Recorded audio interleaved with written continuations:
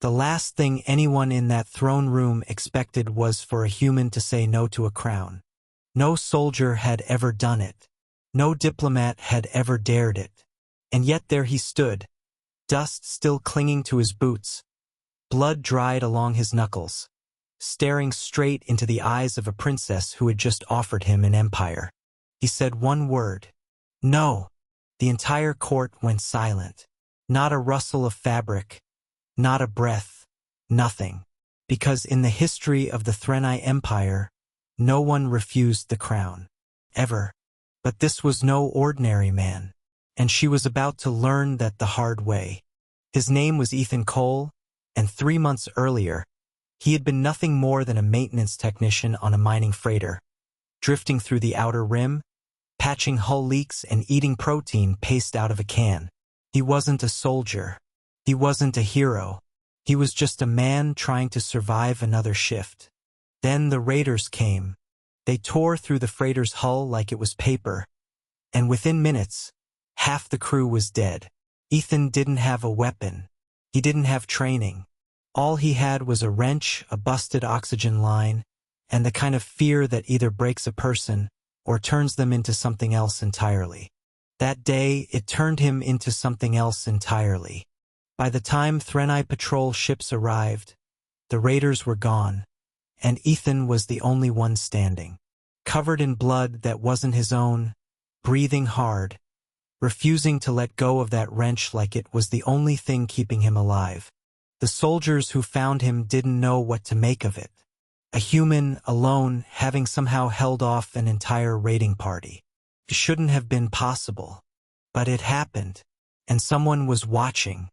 Princess Varathal, heir to the Threnai throne, had been aboard the lead patrol ship that day, disguised as a common officer, the way she often did when she wanted to see her empire without the mask of royalty getting in the way. She saw the wreckage first. Then she saw him, and something about the way he stood, exhausted, wounded, refusing to fall, made her stop in her tracks. Most humans she had encountered were treated as lesser, weak, short-lived, fragile things that broke if you looked at them wrong. That was the story every alien child grew up hearing. But the man in front of her didn't look fragile. He looked like something that had been pushed past its limit and simply refused to stop. "What is your name?" she asked, her voice sharp, testing him. "Ethan," he said, just that. No titles, no flattery, no fear in his voice, even though he had every reason to be afraid. She didn't know it yet, but that single moment would unravel everything she thought she understood about humans, about power, and eventually, about herself. Vera was not used to being ignored. She was the crown princess of an empire that spanned 11 star systems, feared by rivals, adored by her people, and completely unaccustomed to anyone treating her like she was just another person in the room. Yet Ethan did exactly that. He didn't bow lower than required. He didn't stammer over his words. When she asked him questions during the debrief, he answered directly, sometimes bluntly, like her title meant absolutely nothing to him. It infuriated her. It also fascinated her. "You realize you are speaking to a princess?" One of her guards snapped at him during the questioning. Ethan just shrugged. "And you realize 4 people died today because nobody thought raiders would hit a mining freighter this deep in Threnai space." The room went cold. Vera raised a hand before her guard could respond. She studied Ethan for a long moment, searching his face for the fear that should have been there. "It wasn't. You held off 7 raiders with a maintenance tool," she said finally. "How?" Ethan's jaw tightened. "I didn't have a choice." But she could tell there was more to that answer than he was willing to give. Little did she know, that single answer held the key to everything. A secret buried deep in his past that no one, not even Ethan himself, fully understood yet. Vera requested he be brought to the capital for what was officially called a debriefing. Unofficially, she just wanted to keep talking to him. Her advisors were furious. Humans in Threnai society were considered a curiosity at best, and a liability at worst. Short-lived, physically unimpressive by most alien standards, prone to what the older generation called emotional volatility. A princess showing interest in one, even simple professional interest, was enough to send the royal court into a quiet panic. "You cannot keep entertaining this," her chief advisor, Doran, warned her one evening, his voice low and urgent.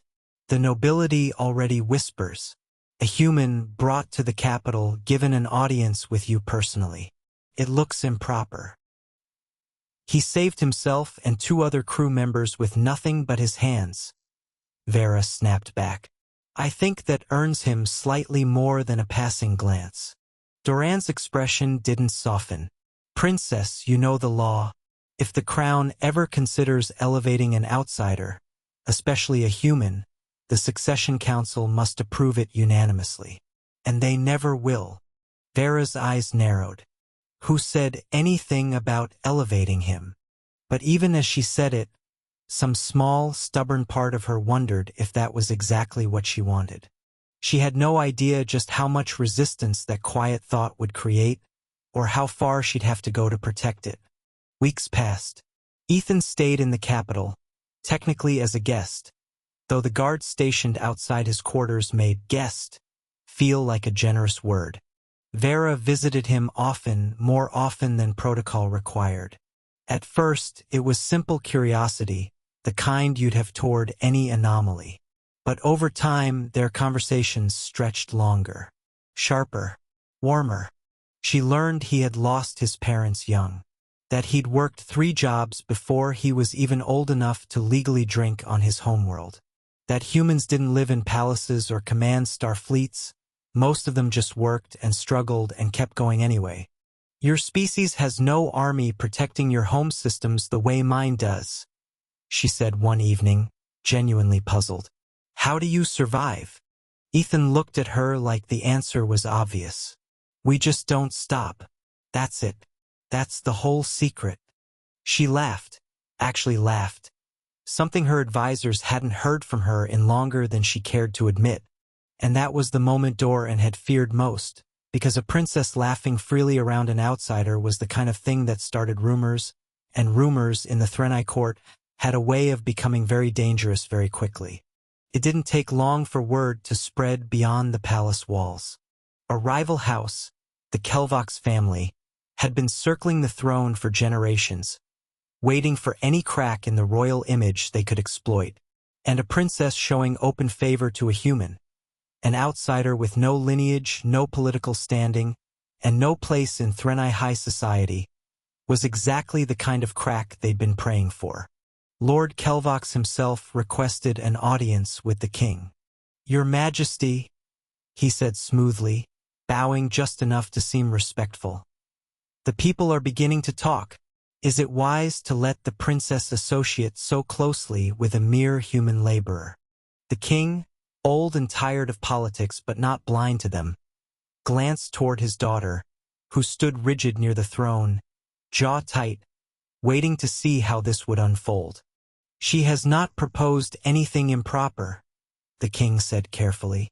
"Not yet," Kelvox replied, his voice dripping with false concern. "But should sentiment grow, should this human ever be considered for anything beyond a passing curiosity, the succession council would be forced to intervene. For the good of the empire, of course." The threat was clear, wrapped in silk, but a threat nonetheless. And Vera understood exactly what he was really saying. This wasn't about propriety. It was about power, and Kelvox was terrified of losing his grip on it. That night, alone in her chambers, Vera made a decision that would change everything. She summoned Ethan. "They're going to try to remove you from the capital," she told him bluntly. "Kelvox has enough votes on the council to have you sent back to the Outer Rim within the week." Ethan didn't flinch. "Then I'll go." Something in his easy acceptance struck her harder than she expected. "You would just leave, just like that?" "Vera," he said, using her name without title for the first time. "I'm a mechanic from a dying colony world. I never asked to be part of any of this. I don't belong in a palace. That's not true, she said, sharper than she intended. You held off 7 raiders alone. You've outthought half my council in casual conversation. You belong wherever you decide you belong. He studied her for a long moment, something unreadable behind his eyes. And what if I decide I belong here? The air between them shifted instantly. Neither of them said anything for a long moment, but something had just changed, something neither of them could take back. But before that moment could go any further, alarms shattered the silence. The palace was under attack. Guards shouted through the corridors. Emergency lighting bathed the halls in red. And through the chaos, one horrifying truth became clear. The attackers weren't raiders from beyond Threnai space. They were Kelvox's men, using the confusion as cover to seize control before the Succession Council even had to vote. Vera grabbed a weapon from the wall, years of training kicking in instantly, but Ethan moved faster than she expected, pulling her behind him as the first attackers burst through the door. "Stay behind me," he said. "I am the Crown Princess," she snapped. "I don't hide behind anyone." "You do tonight," he said, and something in his voice left no room for argument. What happened next would be talked about in the capital for generations. The night a human, with no formal training, no royal guard armor, and nothing but sheer will, held the line against trained Threnai soldiers to protect the woman he barely admitted he loved. The first attacker came through swinging a plasma baton, and Ethan disarmed him in a single brutal motion. Years of hard labor and desperate survival translating into something the Kelvox soldiers hadn't accounted for. He wasn't trained like a soldier. He fought like someone who had never had the luxury of losing. Vera watched, stunned, as he moved through the corridor, using the environment, throwing a fire suppression canister into a second attacker's path, using narrow hallways to funnel them one at a time so their numbers meant nothing. "Where did you learn to fight like this?" she shouted over the chaos. "Nobody taught me?" Ethan yelled back, ducking under a strike and driving his elbow into another attacker's chest. "You just learn fast when the alternative is dying." For the first time in her life, Vera understood something about humans that no report, no historical record, no advisor had ever managed to explain to her. They weren't weak because they lacked strength. They were dangerous because they refused to accept weakness as an option. More soldiers poured in, and even Ethan's improvised brilliance began to falter under the sheer number of attackers. Vera raised her own weapon, refusing to stay hidden any longer, fighting beside him instead of behind him. "I told you to stay back," Ethan growled, blocking a strike aimed at her. "And I told you I don't hide," she snapped, disarming an attacker with practiced precision. Together, they were unstoppable. But even unstoppable has its limits, and Kelvox's forces kept coming. Just when it seemed the corridor would be overrun, the sound of Threnai royal guards finally echoed from the far end of the hall, loyalist forces who had caught wind of the coup and rushed to defend the throne. The tide turned in an instant. Kelvox's soldiers, realizing their surprise assault had failed, began to retreat. But the damage of that night could never be undone, because everyone in that corridor had just witnessed something impossible. A human had stood his ground against trained soldiers, not out of duty, not out of orders, but out of something far more powerful: love. By morning, Lord Kelvox had been arrested, his coup collapsing as loyalist forces secured the palace and rounded up his conspirators one by one. His silk-wrapped threats meant nothing now, not with treason charges hanging over his family's name. But the political fallout was far from over. The Succession Council convened within hours, and this time, the topic wasn't whether to remove Ethan from the capital. It was something far bigger. Word had already spread through every level of Threnai society. A human had single-handedly held the line against an armed coup to protect the Crown Princess. Soldiers who witnessed it spoke of him with something close to reverence. Servants who saw the aftermath whispered that he fought like a man with nothing left to lose and everything left to protect. And now the council had a decision to make. The princess wishes to formally recognize him, Doran said carefully during the emergency session, his earlier hesitation from weeks ago long gone, replaced by something closer to respect. Not merely as a guest, as a potential consort. Murmurs spread through the chamber instantly. An older council member, Lady Fen, rose slowly. He is human. He has no lineage, no formal military rank, no political standing. He has courage, Vera said, stepping forward before anyone else could argue. He has honesty. He has a heart bigger than half the nobles in this room combined. Tell me, which of you stood between me and armed traitors last night? Silence answered her. That is what I thought, she said quietly. The council, shaken by the events of the coup and unable to deny what they had all witnessed, reluctantly agreed to hear the formal proposal. And that was how, 3 days later, Ethan Cole found himself standing in the grand throne room, in front of the full Threnai court, being offered a crown.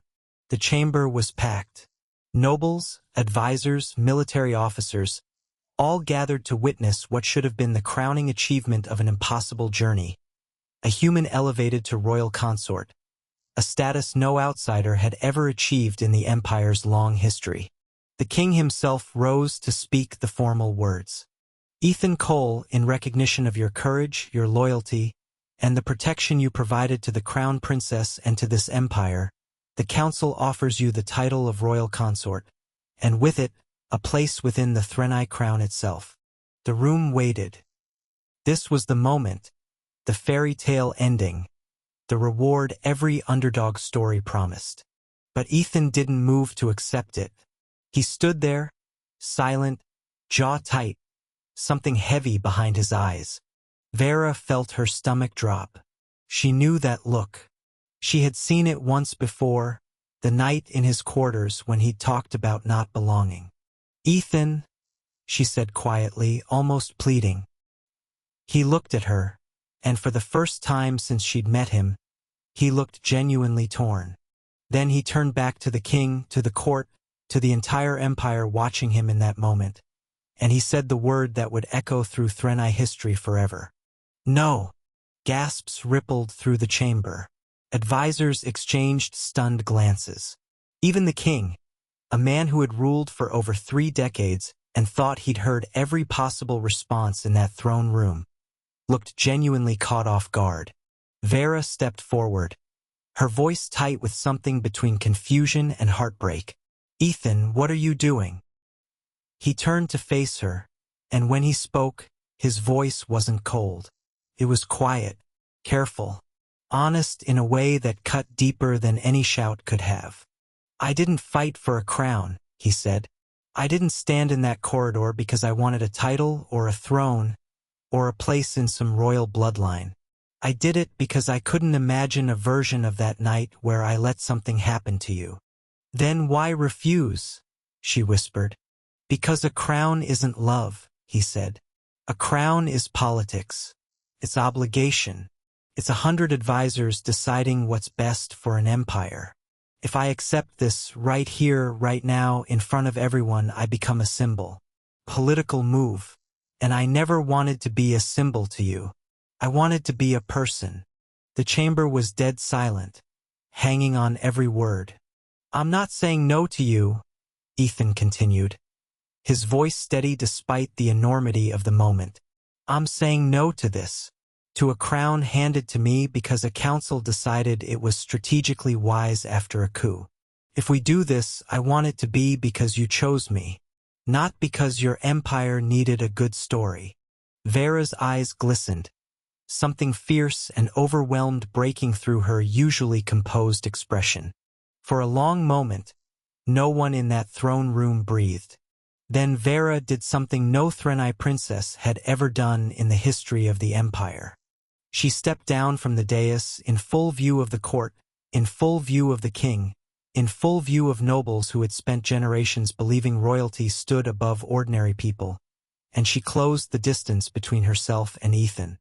"You stubborn, impossible man," she said, her voice shaking with something between frustration and love. "Do you have any idea what you just did?" "I told the truth," he said simply. "You turned down an empire." "I turned down a title," he corrected gently. "Not you. Never you." Vera let out a breath that was somewhere between a laugh and a sob. "Then let me make this simple for you, and for every single person in this room who thought this was about politics." She turned to face the king, then the council, then the crowd of nobles who had gathered expecting a coronation and instead were witnessing something far more powerful. "I am not asking the council's permission," she announced, her voice ringing clear through the chamber. "I am not asking for a political arrangement. I am telling you what will happen.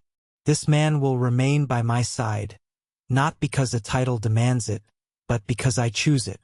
And if this empire cannot accept a princess who chooses her own heart over its politics, then perhaps this empire needs reminding of exactly who its princess is." The silence that followed was different this time. It wasn't shock. It was awe. Even Lady Fen, who moments earlier had questioned Ethan's lineage, found herself unable to argue against the sheer conviction radiating from the princess. The king, watching his daughter with an expression that mixed pride and disbelief, finally allowed the faintest smile to cross his face. "It seems," he said slowly, "the council's vote may be somewhat unnecessary today." Laughter, real laughter, broke out among some of the younger nobles, the tension of the moment finally cracking into something warmer.